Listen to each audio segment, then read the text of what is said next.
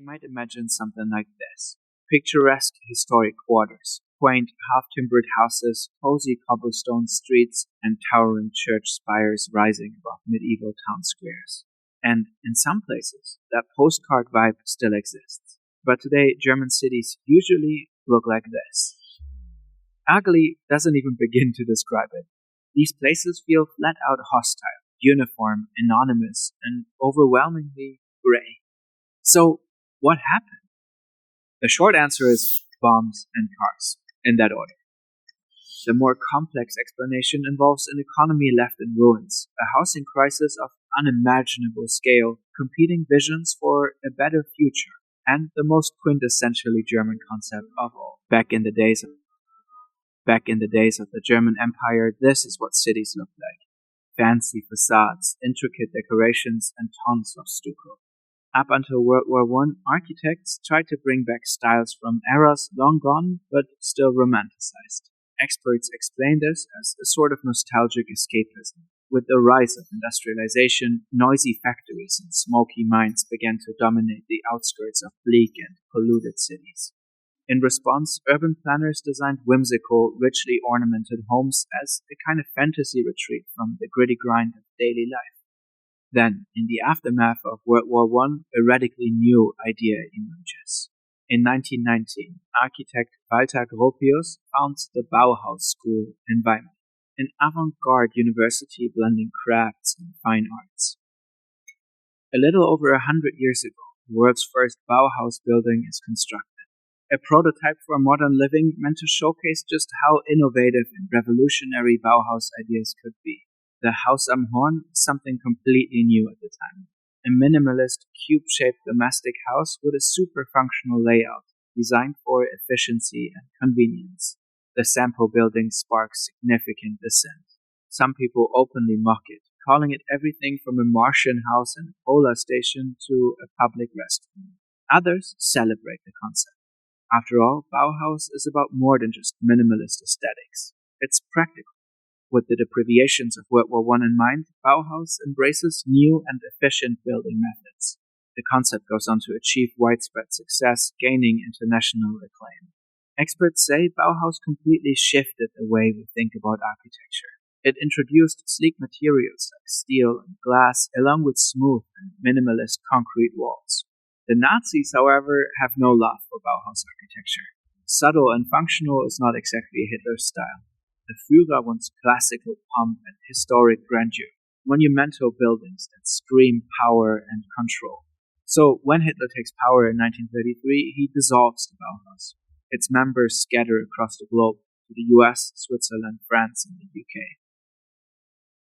Then a few years later, the Nazis invade Poland and France. After World War II, great historic cities like Munich, Hamburg, or Hanover are left in ruins. That leads to an unprecedented housing crisis with millions displaced and homeless. To make matters worse, the population explodes. People are fleeing the devastated territories that Germany lost in the east, heading west.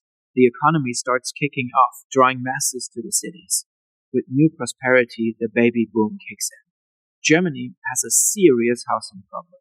By the 1950s, the country is short around 5.5 million apartments. And so begins a massive construction boom. Cities have amazing World War II Germany look like.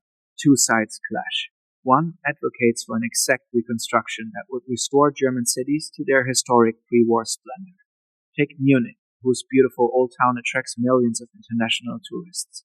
Many of those historic buildings were completely rebuilt and restored one-to-one in the 50s and 60s. The other side demands the exact opposite. German cities should leave the past behind and prepare for the future. Overhauled and modernized. Enough with the quaint and charming. Forget everything grand and pompous that could evoke memories of the traumatic Nazi era. Bring on the cars and planes. The future is built with steel and concrete. The flagship city here is Hanover. It is one of the first places to embrace this new path and become a city intentionally designed for cars. The overhaul transforms the city. Roads become wide, roofs flat, and buildings modern. Historic landmarks are torn for large-scale housing estates to tackle the still imminent apartment shortage. One of the most famous ones is built in Berlin in the 1960s and dubbed Gropiusstadt, after Bauhaus founder Walter Gropius.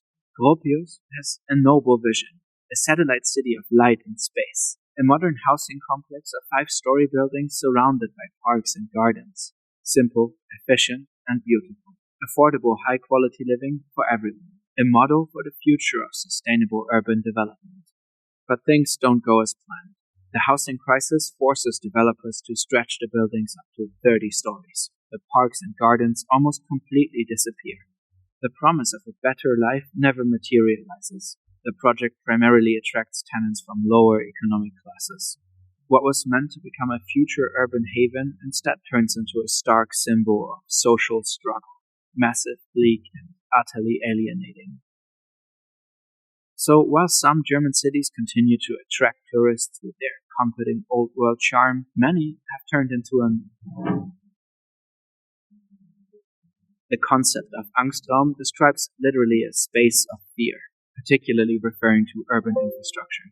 If you live in a larger US city, you're probably used to this. You're walking around late at night, maybe close to a train station, and suddenly you have to go down one of those sketchy-looking underpasses. No one is around, just long corridors and shadowy corners you can't quite see past. Something about it just feels off. German cities are filled with these spaces as well. As they were redesigned around the automobile, pedestrians got the short end of the stick. Again, car dependence may sound familiar if you're living in the US.